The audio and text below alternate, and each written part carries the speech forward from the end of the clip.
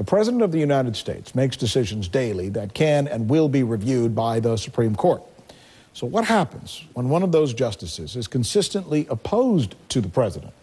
Well, you might argue that's okay, right? After all, everyone has the right to their own political ideology.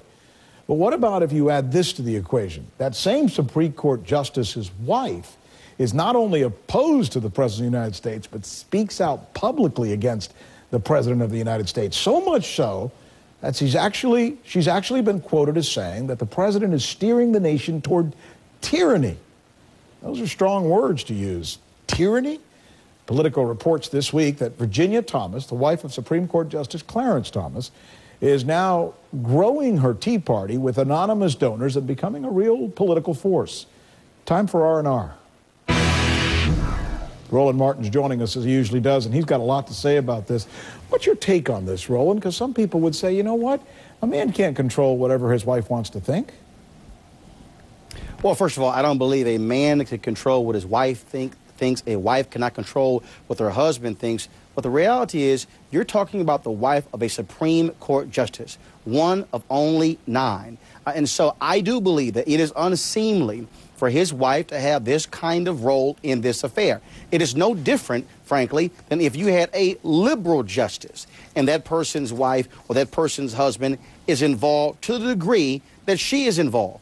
Because you cannot suggest to me that they don't have conversations, they don't have dialogue. And so he might be able to say, well, I only make decisions based upon the law itself, but surely one's personal view comes into play.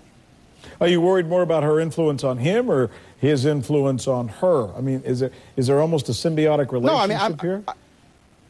What I'm worried about is that, look, this is not a case where you have 100 United States senators or you have 435 members of the House of Representatives. What you're talking about here is one of 9 Supreme Court justices. When they make a decision, that's final. I mean, they are the last end of this whole process, one of 3 branches. And so I think that is even more sensitive than any of the other branches, of our system here. And so, again, that's my issue there in terms of her public role and the comments that she makes. And what does that mean in terms of the conversations internally at home? This is different than someone just writing a check. But even beyond that, let me ask you this. Is there a possibility that she could use the powerful position that her husband is in as a Supreme Court justice? Some would argue it's as powerful as the president. In fact, because the president's going to be out of that job. You could be Supreme Court justice for the rest of your life. That she could use his influence to raise money, to become even more powerful. And should that be questioned?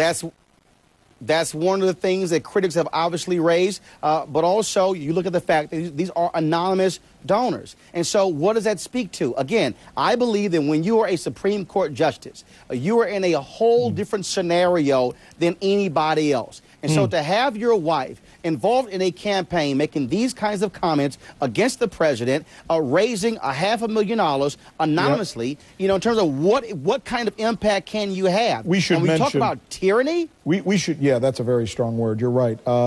Probably one she'd wish she could take back. We wanted to find out if she would.